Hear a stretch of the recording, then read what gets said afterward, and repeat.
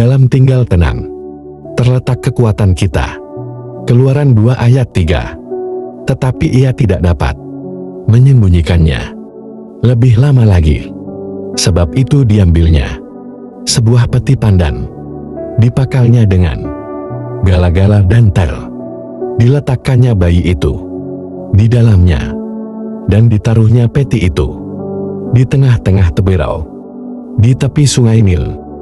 Di Museum Louvre Paris, ada sebuah lukisan yang menggambarkan tentang 2 orang sedang bermain catur. Menurut legenda, yang bermain catur itu adalah Faust, tukang sihir legendaris Jerman, berhadapan dengan iblis, taruhannya jiwa.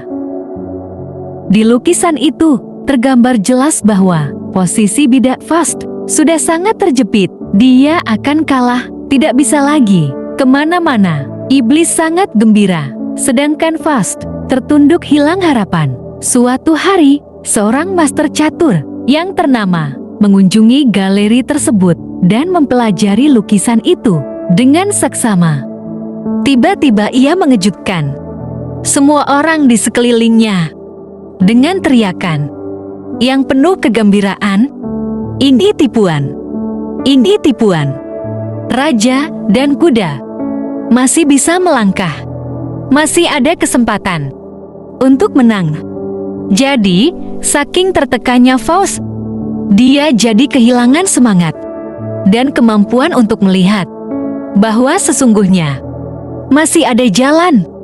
Dalam Keluaran 2 ayat 1-10, kita bisa melihat betapa gencarnya serangan musuh untuk menembus masuk keluarga-keluarga Israel di Mesir pada waktu itu.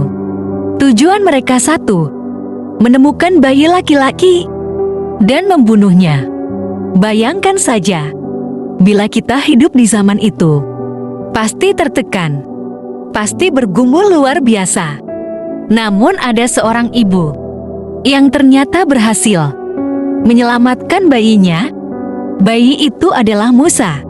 Sewaktu saya membaca kisah penyelamatan bayi Musa ini, saya bertanya-tanya, dari mana ide untuk mengambil sebuah peti pandan dan kemudian dipakal dengan gala-gala dan ter, dan kemudian menaruh bayi Musa dan menghanyutkannya di tepian sungai Nil.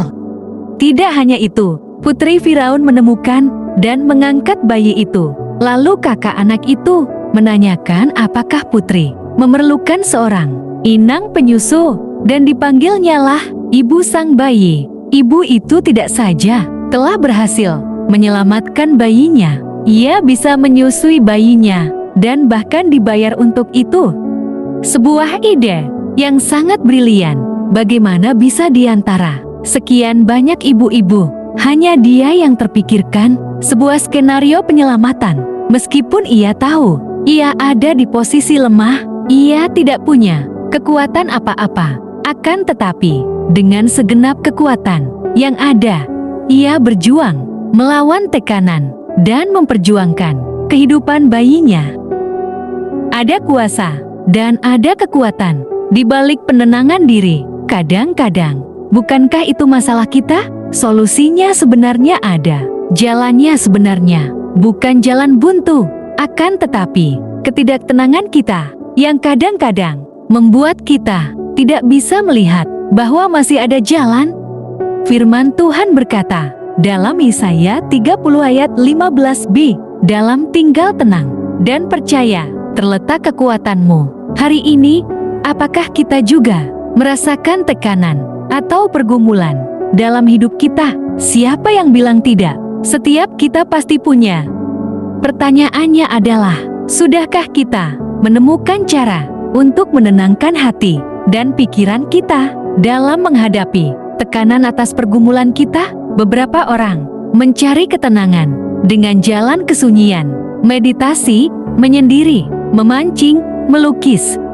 Iman kita berkata jauh lebih hebat tentang cara menenangkan diri, yaitu doa. Sebab di dalam doa, meskipun kita merasa diri kita ini lemah, tak mampu berbuat apa-apa, Rasanya kita tidak bisa melihat jalan keluar, namun Allah setia dan Ia selalu menuntun kita, memberi kekuatan dan jalan keluar.